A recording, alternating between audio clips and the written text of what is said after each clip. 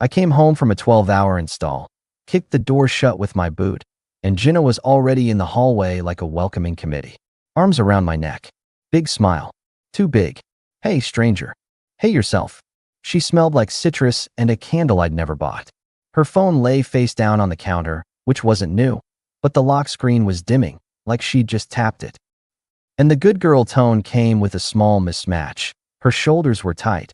Her eyes were bright in a way that meant she'd decided something without telling me. You hungry? She tugged me toward the kitchen. I made that chicken you like. You hate making that chicken. I'm branching out. I set my tool bag down. The pan was still hot, the timer on the oven blinking 0:01. She plated it like a magazine spread. It was nice. It just didn't match the half-second she flinched when I reached for her phone to move it out of the way. If I'd known where this was headed, I'd tell you. I'd have eaten the chicken in the truck and saved the talk for later. We ate. She filled the air with light stories about coworkers I'd never met and a new girls group she was trying. She'd never had a girls group. Not in 8 years. She laughed on the wrong beats. My fork hit the plate a little harder than usual.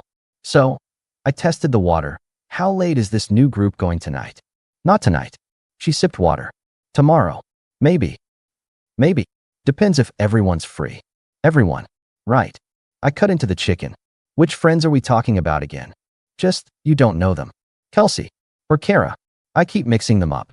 She smiled at her plate. I let that sit. The oven fan hummed. The timer's plastic cover had a crack I hadn't seen before. Small things. They add up. If you're out late, I told her, give me a heads up. Not a text at midnight from a bar bathroom. Wow. She set her fork down. That's specific. I install heavy glass all day. I don't enjoy playing guessing games at night. She nodded like I'd ordered mulch. Sure. Heads up. Got it. If I'd known the price of that one sentence, I'd have recorded it. I stacked dishes. She touched my arm. You okay? Fine. You're quiet. You're different, I said. Pick one. She blinked twice, then exhaled through her nose. I'm not different. I'm tired. I kissed her cheek, then the top of her head.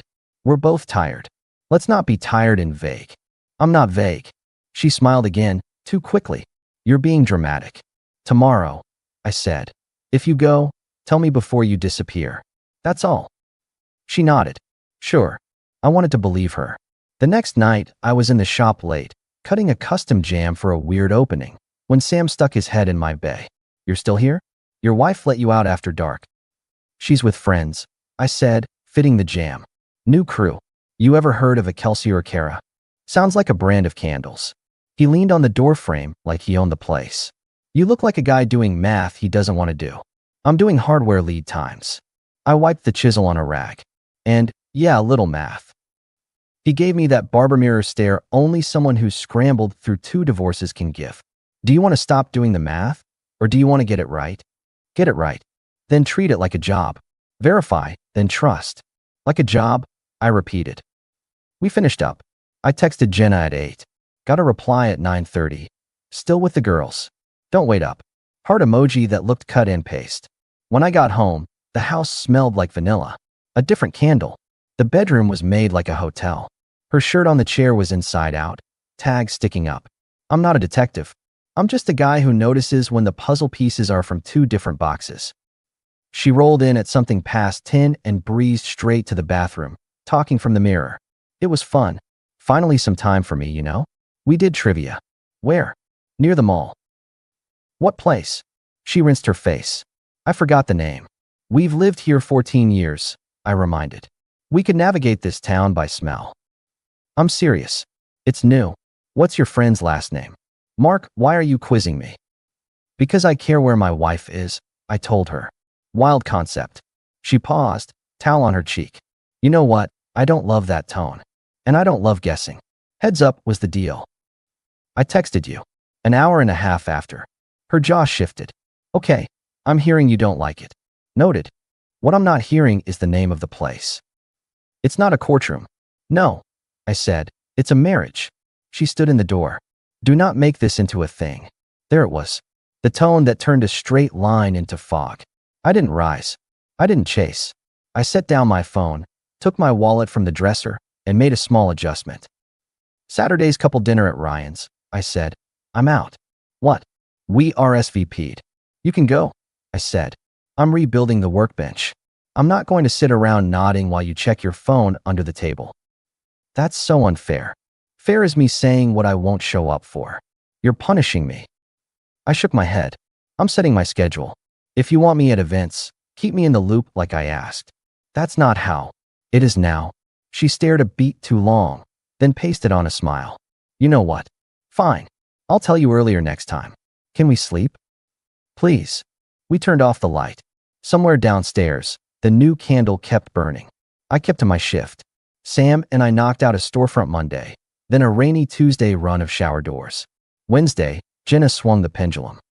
She was already up when I came back, wearing the blue dress I buy her every excuse to wear. Dinner on the stove, my favorite baseball game on mute. You're early, I said. I came home for you. Generous. She tilted a wine glass. Truce. I nodded. Over what? You being stressed. Me being distracted. Work's been heavy. I'm sorry if I've been weird. I leaned a hip against the counter. There it is. The word. What word? Sorry. She stepped closer. I mean it. Let me make it up to you this week. Home nights. No late trivia. Good, I said. I'll clear my evenings. She grinned at the stove. See? Communication. I'll even send you my schedule like a dork. I'll hold you to it. She did exactly that for 6 days. She was soft. Attentive. Phone down. She showed up at my job on Friday with pizza for the crew, made Sam blush with how proud she was of me. On Saturday, she sat on the tailgate of my truck outside the supply house, tapping my boot with hers. You still mad at me? She asked. I wasn't mad. You were something. I was paying attention. She put her chin on my shoulder. Keep doing that. I smiled at the concrete. Plan to. The week was good enough to look like a cure. But good things break when they're props. And props snap loud. Sunday, a week to the day she promised, home nights. I ran a morning call to swap a pain, then hit the grocery store. I texted her on the way back. Need anything? Maybe dessert, she replied. Brownies okay? Perfect. When I pulled in, the house was quiet. 2 mugs in the sink. Her shoes gone from the mat. No note. I set the brownies on the counter. Jenna? Nothing. I checked the garage. Empty. Bedroom. Empty. Her phone charger wasn't humming. The bathroom light was off, but her makeup bag had been tossed through like someone sprinted. I stood over the counter, then picked up my own phone. A week earlier, when she was doing schedule transparency, I'd suggested, very casually, we both switch on location sharing in the family app, like when you're driving on installs, she'd said, pecking my cheek. So I know when to heat dinner. She tapped it on then. I'd left mine on too. I opened hers. It pulsed on the south side. A little strip mall area with an Italian place we both liked. The name she couldn't remember. My finger hovered over call. I didn't call. I grabbed my keys, locked the door, and drove. The restaurant was busy but soft, that early evening lull before big parties. I told the hostess I was meeting someone and walked the perimeter like a contractor measuring trim. I saw her fast. I saw him a split second later. Tyler, the ex who used to drop into conversations like a stray commercial. The ex who wasn't a problem because we dated in college and it's hilarious now. He was less hilarious with his hand on the base of her wine glass. I didn't slow down. I slid into the empty chair at their table like it had always been mine and set my keys in front of him. Evening, I greeted. Jenna blinked. Mark, don't worry, I told her. I won't order. Looks like you already did the tasting menu. Tyler tried for a neutral smile. Hey man. Tyler, I nodded. We finally meet. I've heard too much. He cleared his throat. We were just catching up, I finished. Right? Old times, new lies. You keeping score, or is it more of a vibe check? Jenna's smile went thin. Can we not do this here? Where do you prefer? The car? The bedroom? The group chat with Kara or Kelsey? Her jaw fluttered. You're embarrassing yourself. No, I said. I'm embarrassing you. Don't confuse the direction. Tyler's hand left the wine glass. Look, I don't want any. You already ordered any, pal, I said easy. But good news, I'm low maintenance. I just came to say hi and clear one thing up. Jenna says you two are just friends. Now, my definition of friend doesn't include the way your eyes just dropped to her ring and flicked back up like you were checking inventory. Maybe that's updated since college. Help me out. Jenna glanced around the room. A couple at the next table pretended not to listen.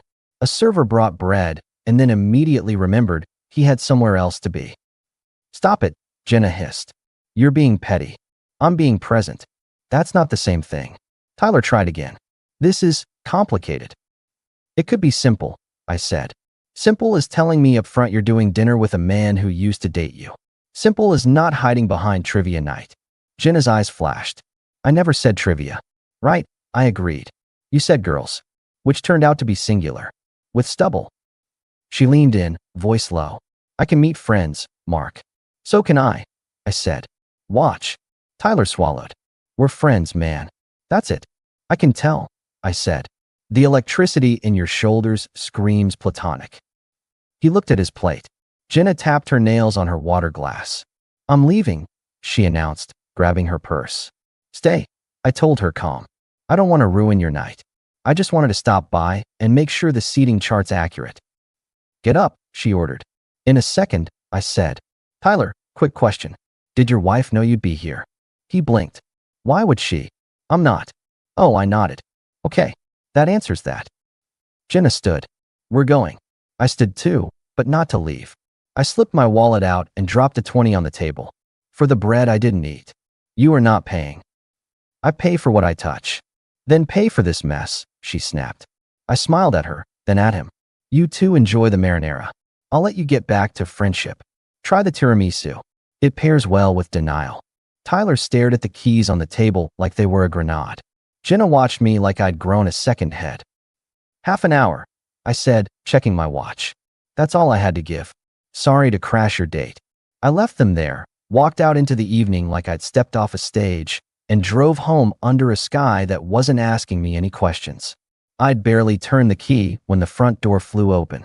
Jenna came in like a storm front. What was that? Her voice ricocheted off the hallway. What exactly was that? I set my wallet down. That was me meeting your friend. You humiliated me. I introduced myself. I made polite conversation. I even left before dessert. You're paranoid. I'm observant. You think you can just. You're right, I cut in. I can't just anything. So let's do this clean. If you want to keep seeing Tyler, you can. You just won't be married to me while you do. She gaped at me. We are not doing ultimatums. You started it when you made reality optional. I cannot believe you, she said, pacing a tight rectangle. He is my friend. We went to the same program. Then invite him to a reunion. We have history. I noticed. She jabbed the air. You owe him an apology. I blinked at her. I owe him. For what you did tonight. You made him feel small. He did that by himself. He did nothing wrong, she declared. I let that sentence hang. The room felt like late January. You just heard yourself say nothing wrong about a man you used to date sitting across from you in a restaurant while I'm home buying brownies for dessert. And you want me to apologize to him. Her chin was high. Yes. Or we're done. Those are the options. I asked. They are. I set my truck keys in my palm. Okay. She folded her arms. Okay, what? I'll apologize. She blinked, surprised at the speed. You will. Sure, I said lightly. You want me to apologize to him? I'll do it right now. Tomorrow, she blurted. Why tomorrow? It's late. You said he deserves it. He does, she snapped. Just not tonight. He's already had enough of you for one day. I smiled. We shouldn't push anything to tomorrow that we can settle today. She grabbed my sleeve. Mark, don't do this. You made the rules, I reminded, easing my arm free. I'll play. Her eyes went wide in a way that wasn't about me anymore. There was panic there. Not fear I'd yell. Fear I'd knock over a different line. What are you going to do? She demanded. Exactly what you asked. I swear to you if you. You want something from me, I said calm. You'll get it. Go make tea. I stepped outside. She followed me to the porch, still firing words. I shut the truck door over them and drove. Tyler lived 10 minutes away in a gentrified pocket with square trees and narrow driveways. I parked on the street, stepped out, and walked up his front path like a delivery he hadn't ordered. Warm light pooled from the living room. A TV muttered behind the windows. I knocked. Feet moved. The lock clicked. The door opened to Tyler in a sweatshirt, the color gone from his earlier bravado. Mark, he said softly. This is not a good evening, I returned. I owe you something. You don't owe. An apology, I said. Per my wife's instruction. His mouth opened and closed. He started to step out. I put a palm lightly on the door to keep it half open. Is now good? I asked. Dude, listen, she's. Who is it? A woman's voice called from inside. We both froze for the space of a heartbeat. Then a woman came into view from the hall, tying her robe, confused. She was mid-30s, dark hair, clear eyes that had done math faster than mine. Who is it, Ty? She asked, looking from him to me. Tyler tried to backpedal. Nobody. Wrong house. I smiled at her. Not wrong house. Sorry to drop in late. Name's Mark. I stopped by to apologize to your husband for my behavior earlier. I was less than charming about him taking my wife out for dinner. She stared. You're what? My wife, I repeated. She was at that Italian place with him less than an hour ago. I came in, said hi, and left. She didn't blink. My husband was at work an hour ago. I glanced at Tyler. Work's been redefined tonight, I guess. Laura, he started. She looked at him like he was a stranger wearing his face. You were at work. Tyler swallowed. I was finishing paperwork at the restaurant. You know how. It's okay, I told Laura. Take your time. I just promised my wife I'd say sorry to him for interrupting their friendship. So, Tyler, I'm sorry for the tone. I was abrupt. I should have called ahead. Laura shifted her gaze to me again. You're serious. I wish I wasn't. I stepped back on the stoop so I wasn't crowding her door. Anyway, mission accomplished. The rest is between you two. She nodded slowly, then faster, like she'd matched puzzle pieces too. Tyler tried to step out again. She put a flat palm to his chest. A quiet, efficient move. No drama. Just a new boundary. Mark, she said, voice steady. Thank you for stopping by. You're welcome. I walked down the path. Behind me, I heard nothing for 2 seconds. Then Laura's voice, low and exact. Start with the truth. I got in the truck. The porch light was steady. My phone lit up with Jenna's name. Then again, then a text. Do not go there. I drove home. She was waiting, pacing the living room with the energy of a pulled fire alarm. When I opened the door, she pounced. What did you do? What you asked?